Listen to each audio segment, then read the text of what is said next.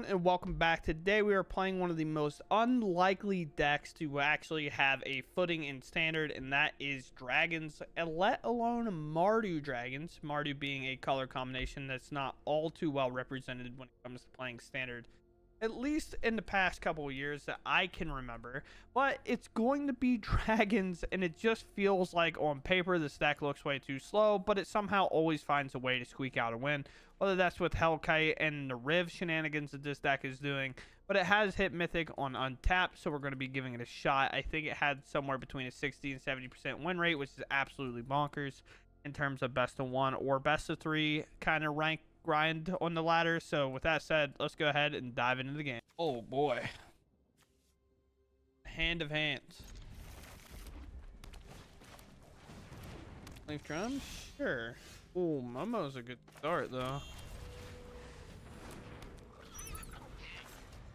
Might as well be dangerous if anything. That's an artifact. All right. Fair enough.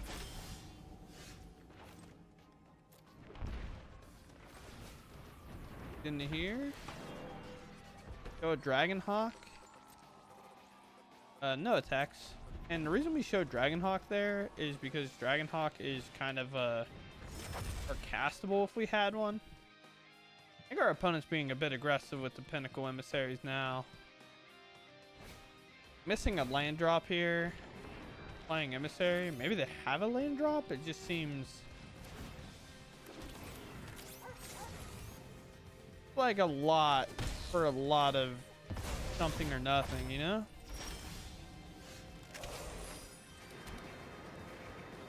Now we could Dragonhawk if we wanted to, or I could play this.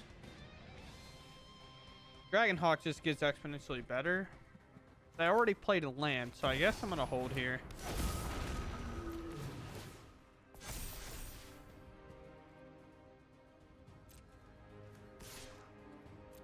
There, buddy.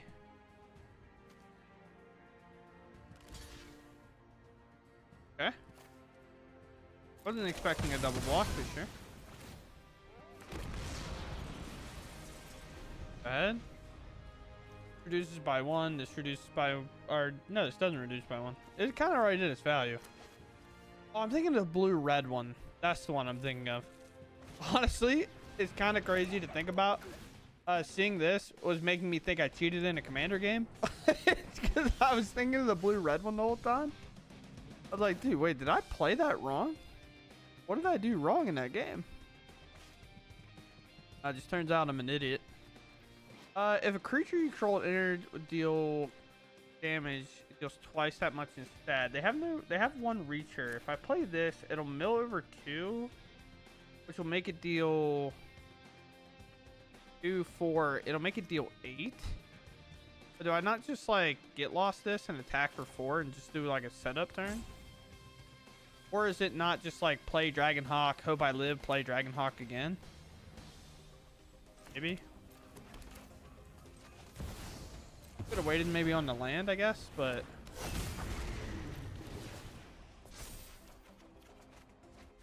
wouldn't have mattered regardless. Attack here. If I am not mistaken, this does 8, right? Yeah.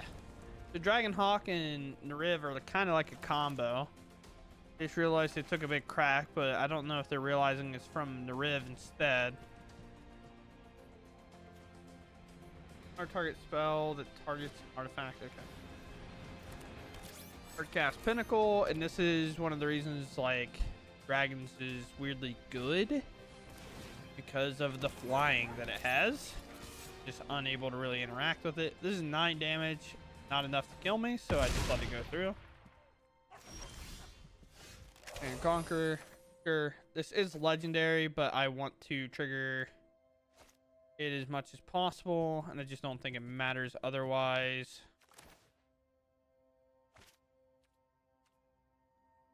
Actually, I should go to combat first, right? So let's go to combat.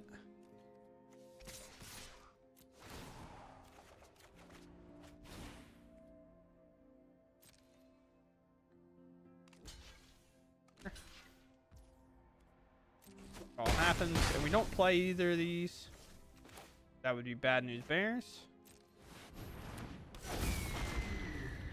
Want the new one to deal the damage more.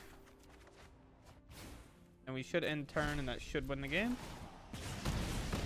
Very cool, because the first one that attacked had 2 cards, which allowed it to deal 4. Then the second one also had 2 cards, but because it's a new creature and the Riv's in play, it allowed it to deal 8 again. Therefore, dealing a total of the 12 damage that was needed there. So very cool. Seems good to me. This enters untapped. I don't have to reveal anything. Artifacts for Kona. 3 artifacts. That one. It's Kona. Update.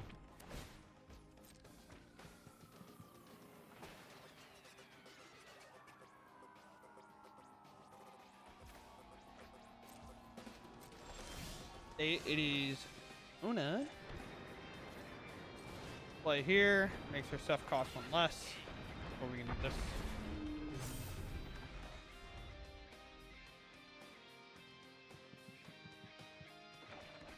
To hold this for Kona, I guess.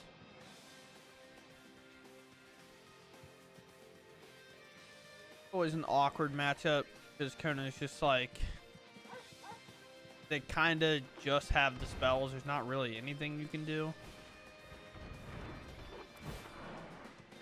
That's one way to go get it.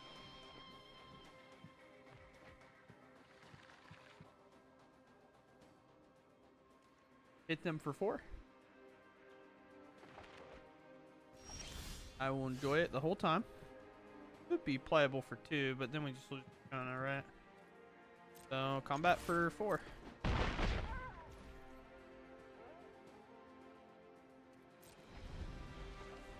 We get lost.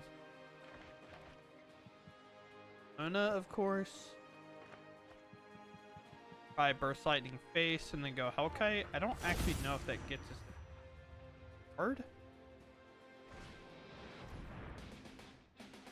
Okay. They named Bard.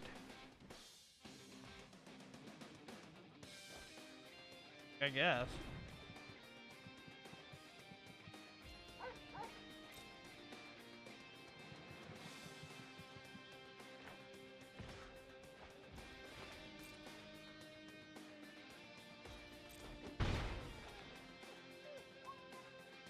Probably like a bounce spell, if I had to guess.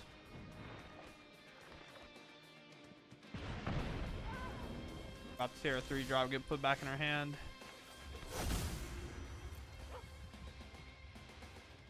Good warp for 2, right?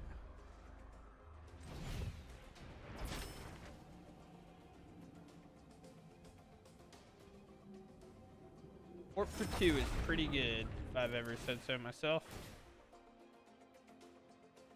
Gonna have to hope maybe like a spell pierce or something isn't there.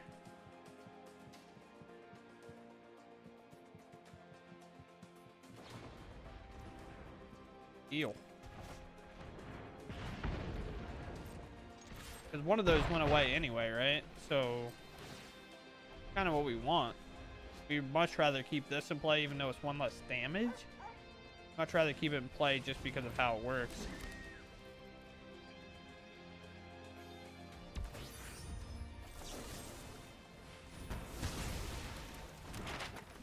There goes that, and that should be GG's.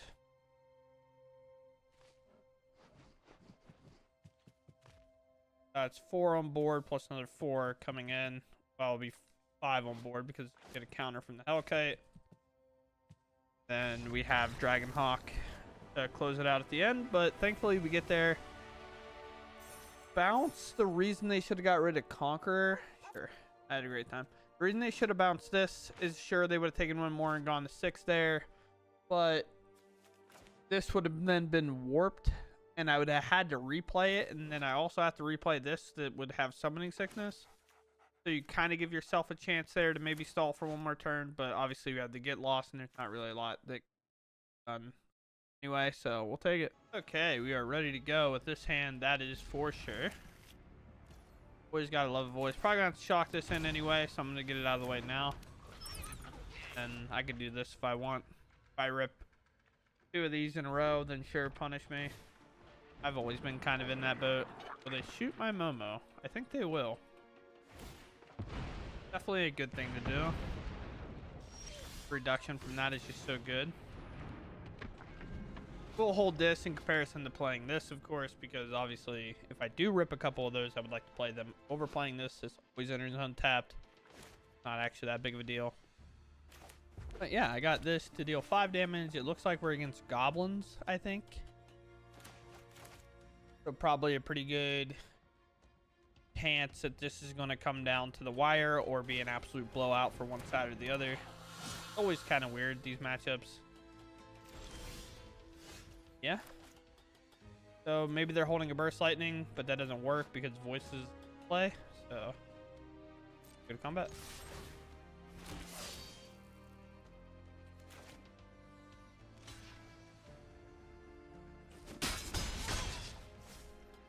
Again, voices in play, so they don't really get any value here.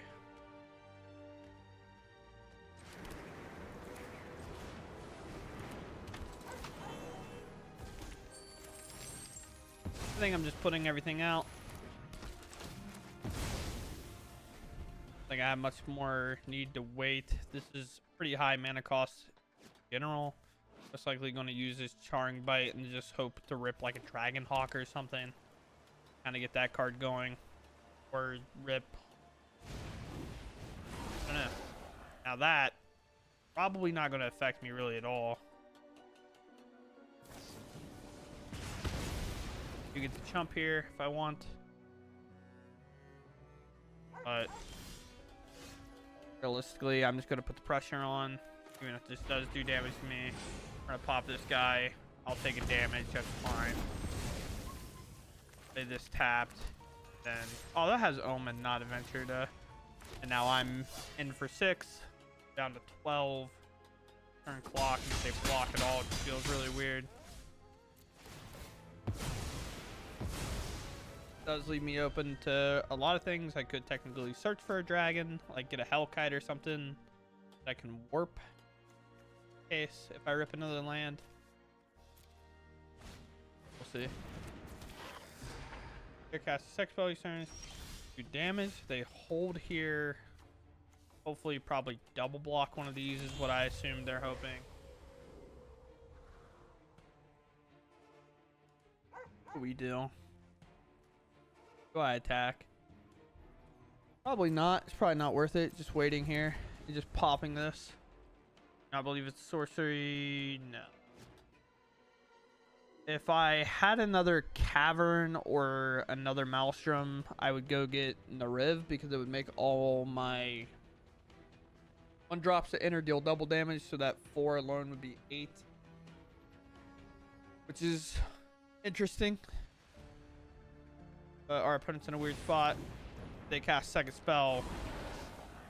They take damage. So if they were to like burst lightning or something here, they would take 2.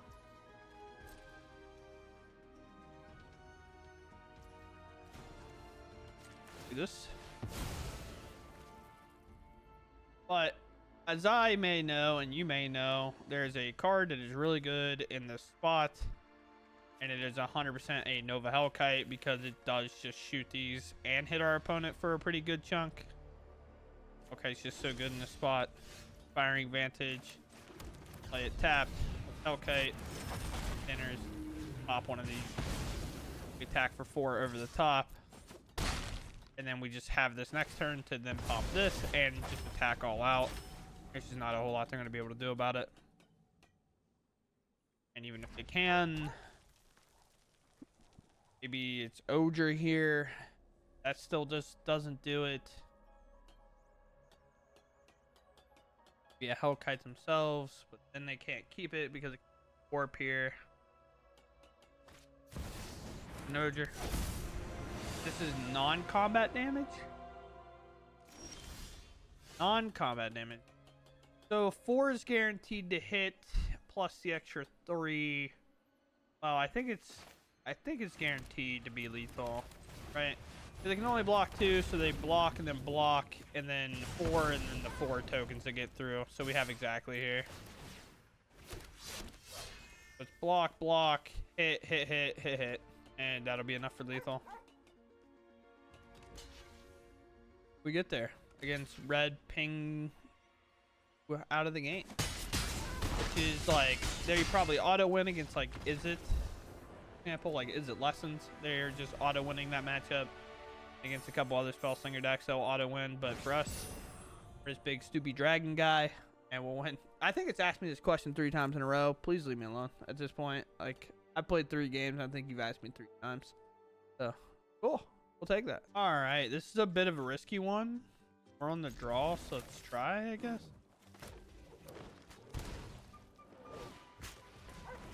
Okay.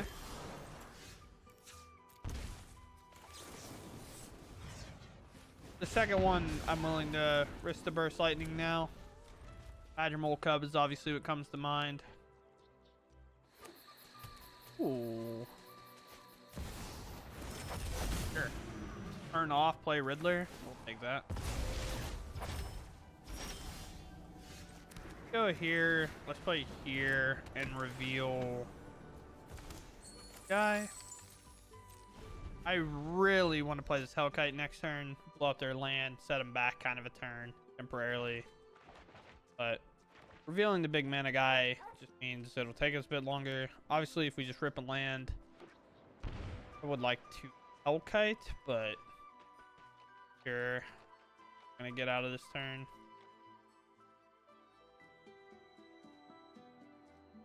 If we play the Clarion Conqueror, we have to make sure to use the treasure. Ooh. On.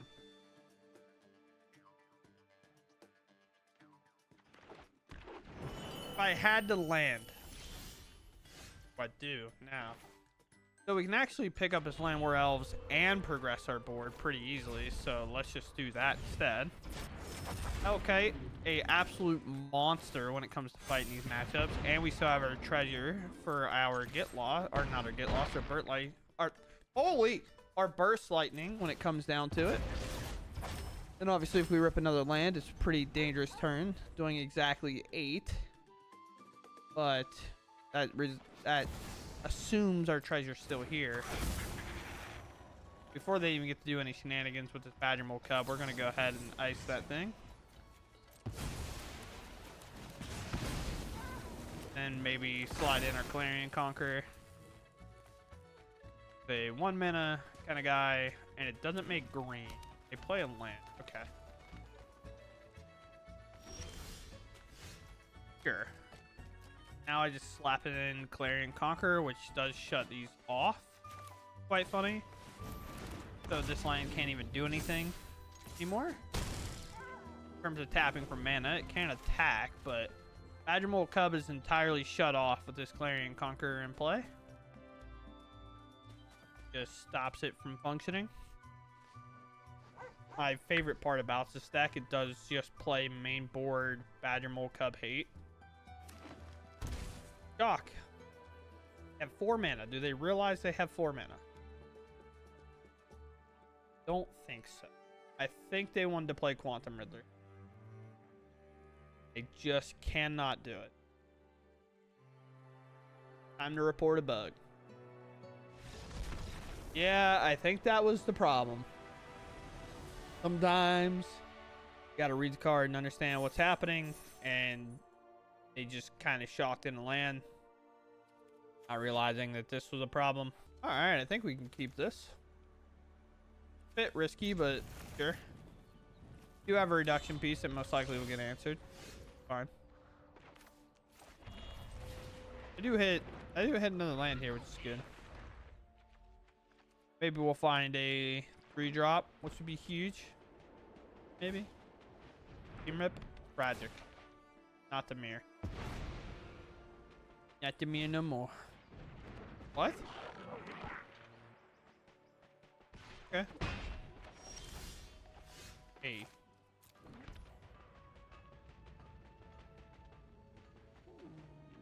I'm gonna play it and force them to do it. I force them to use their Firebrand on it. Unless they play another Steam Rip, of course. And then our Seam Rip hits like... No, I guess I have a couple 2-drops, so this isn't the only Seam Rip can hit, I guess.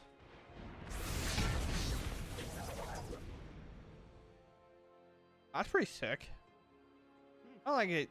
My only issue with these creatures is they're legendary, unlike the other effects, and it just makes it so hard to get going. Oh. I'm in here. We're gonna Hellkite blow up their land, I guess. And just put a big dude in the way. Like, that's just pretty much where we are. Take one. Go to combat, make another dude hit me for 1. Then I have a 4/5 in the way. It feels good. And they're down a mana, I guess. Right? I mean, I guess maybe down a mana. Always play a land, right? They could also get lost by Hellkite. At that point, you know, so be it. Momo doesn't keep the counters permanently. That's why we didn't really care about them getting rid of it earlier. I have a 4/5 in the way. Will then be a Dragon Hawk as well.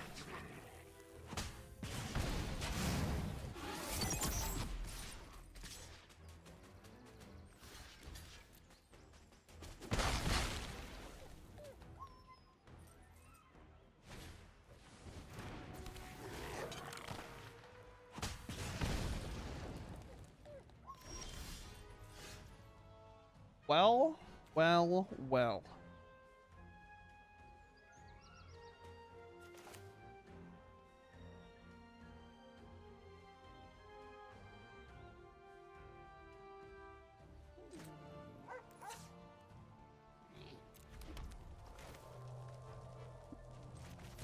Go here.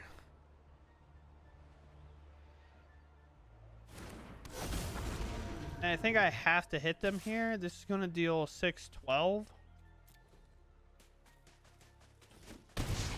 That's just short, but now it's within reach. Obviously, both my creatures have to live. I just have to hope to not be cooked here, really. 3 mana. Riv on the board.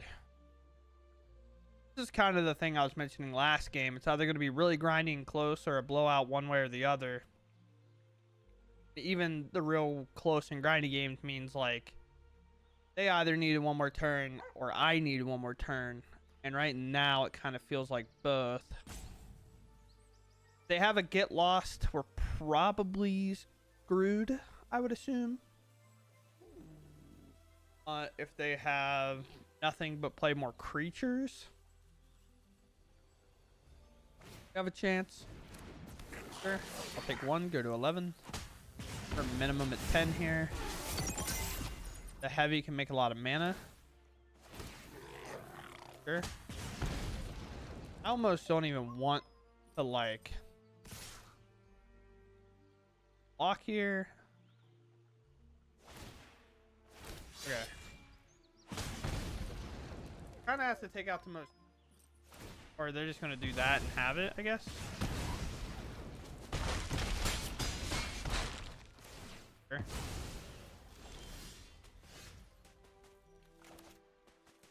Yeah, and we had the Hawk to win, but yeah, we just end up losing this one. Need one more turn. Then these will drain, and it would have been enough because we'd have had one more, but it's not here, so. Brutal. Well, now the hands are starting to look like I figured they would. A lot more clunky, but sure, keep and pitch, I guess.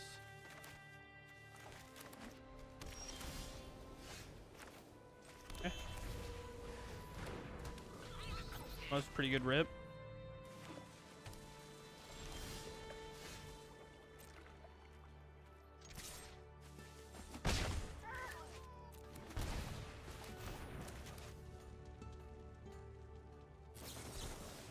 No!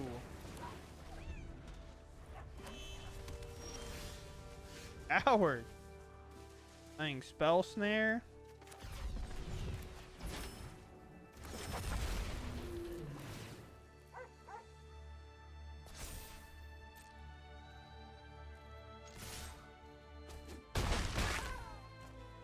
Also joking, by the way, they're allowed to play whatever they want. Spellslinger is a good card. They have Consult.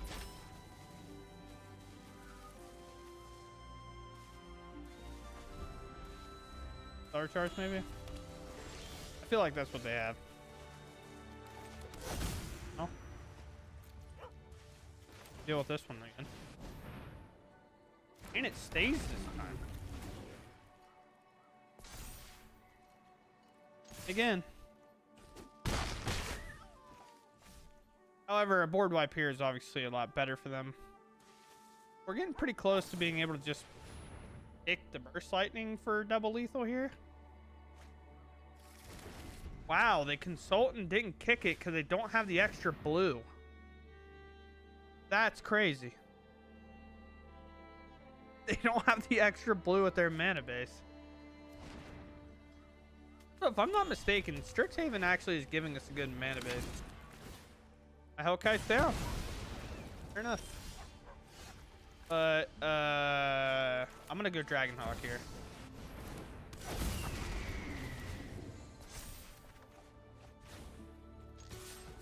The reason we go Dragonhawk is it makes double my Burst Lightnings lethal. So if it's like Ultima here or board wipe here, we're just fine.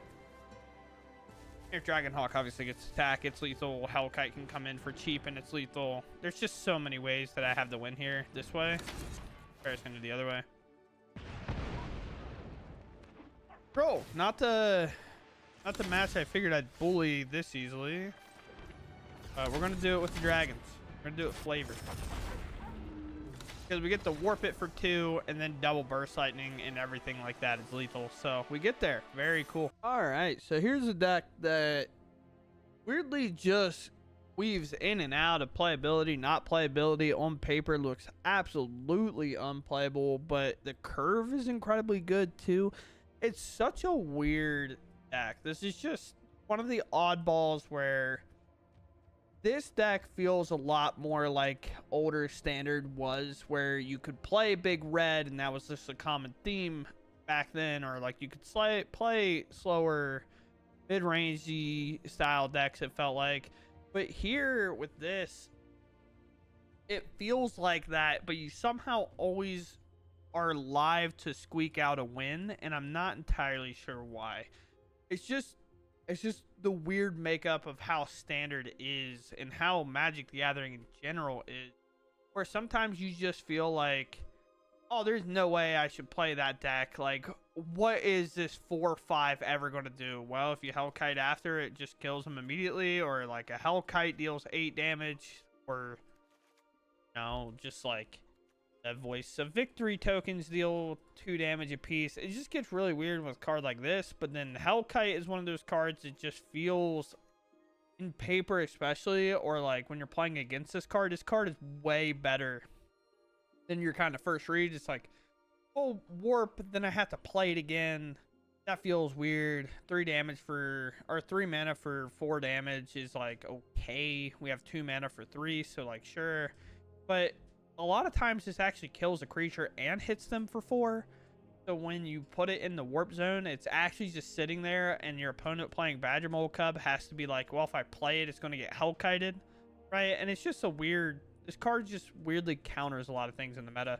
But yeah, this is the list. I saw Ash post about it, and then it's obviously on Untapped at some 70% win rate. So the sideboard is still here if you're interested in it at all, if you want. But yeah, it did really well. It has a really good win rate, and it hit all the way to Mythic. So weirdly enough, Mardu Dragons is a playable deck in Standard for some reason. I don't know exactly how or why or who cooked this up and did so well with it, but that's pretty awesome regardless. So with that said, I hope you all enjoy, and I'll catch you in the next one. Thanks for watching, and goodbye.